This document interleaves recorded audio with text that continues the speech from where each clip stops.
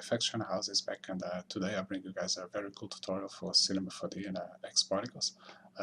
I'm going to show you how to reveal textures with Object Colisions. So I think it's a really cool tutorial and cool tip that you guys should follow up here at FxChannelHouse.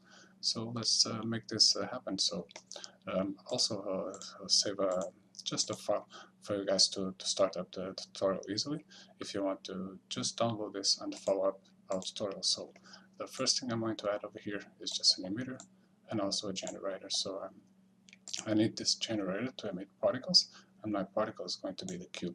I'm going to set this cube to around 10 by each side so you can have a smaller particle. I'm going to add this as a child of a generator. So, but I'm also need to this emitter to be an emitter for this generator. So I'm going to add this emitter over the generator, and if I press play, you see that my particles or my cubes already are building it by the emitter and by the generator. So I'm going to push this a little bit behind the emitter, over here. And if we bring this just to this side of the object and start rescaling and organizing our cubes, we can now do it by the generator. So go into our generator, I can decrease a little bit the scale size of my particle and can increase the variation of it. So I'm also going to put a little bit of rotation around here, and I'm going to set this to all this size. And if I press play now, we should have particles already with a little bit of variation and all that good stuff going on. We just need now to set this on the emitter. Now on the emitter, I'm going to set my birth rate to a lot less, so we don't have this chunk of particles around here. I'm going to increase a little bit the speed of it. That I think is cool. Just customizing our scene setup for the collision of the objects, and we are already set up to start coding. But I'm also going to add just some turbulence over here, so we can have a little bit of more randomness and variation on the particles. We can also add a little bit more strength, and I think we're cool to start. So this is just to set up our base animation for it. So I'm going to add a collision on the triangle and just a collide tag over here, and I can customize a little bit of the bounce, also the friction, and it's okay. And I'm also going to add just a collision tag over here,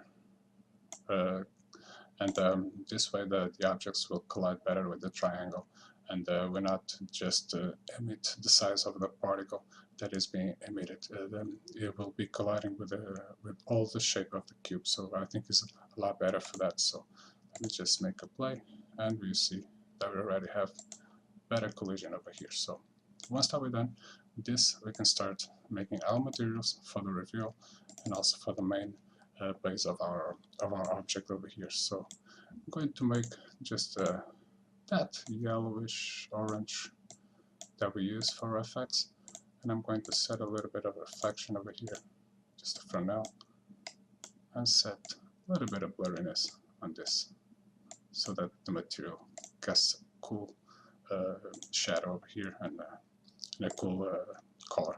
So I'm going to add this to my triangle. It's going to be my main color, and I'm going to create the coolest part of this tutorial. That is the animation texture that we see on the image preview that we did. So I'm going to add on the first color over here colorizer, and on the colorizer you see that you have a scheme like a gradient animating. It's not animated right now because it still don't have the alpha, but you can then animate this and make a cool color on this. So I set up my first texture over here, and now I'm going to the alpha. There's going to be the texture is going to be revealed, and the animation for the reveal is going to be, you're going to effects, you're going to put a proximal. But what the proximal does, the proximal, sorry guys, the proximal will emit the texture from the start to the end. So you'll need to use the vertices, also the edges, and just put a little bit less of the distance over here, so we can have a cooler gradient scheme. So okay, we have this, but now we need to to add our animation, our displacement and our proximal over here to emit by the collision of these particles. So what we need to do is just set up a new particle scene, just a particle geometry, and also a thinking particle setup group. And we're going to add a new group.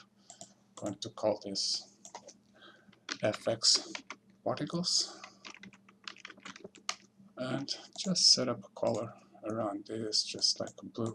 Just for the particles, you will not see the color of this. So I'm going to add my particle group onto the particle geometry, and also going to activate my particles on the emitters. So going to the emitter, generate thinking particles, and that's just paste our group over there. And now you can add our geometry over the object of this shader, so we can animate by the collision. So I'm going to press backwards and press play, and just see if you already have this collision working on. So I think we still don't have this because we didn't add the texture over this. So I'm going to add this texture, and I'm going to make a new render and start play.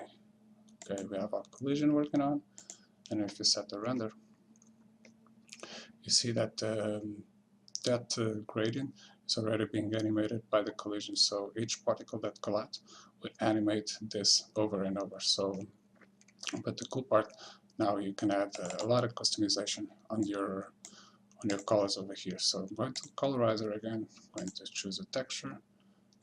I'm going to add a noise, and on this noise, I'm going to choose Nautilus. It's a cool noise to work out. And I'm going to increase a little bit the global scale of it, so we can have like cool chunks of black and cool chunks of white over here. And it merges a large area. So going back again, and we already have our cool texture over here. So, but now you can customize this, having bigger chunks of black or bigger chunks of red, and you can drag just this down over here, just trying to see if you can get some cool chunks of red. I think it's cool for now. Yeah, it's okay. And if you make a render, you'll see that the particles and the objects colliding are already revealing this nice texture. So after that, you can also animate this, because it's a noise, and you always can animate noise. And now you can increase also the texture of this. You can copy this, go to the bump, and going to paste, just set this to a little bit lower, a little bit larger, and copy this texture again, and let's go to our displacement, paste this on, and just leave the settings around this so we can make our first renders.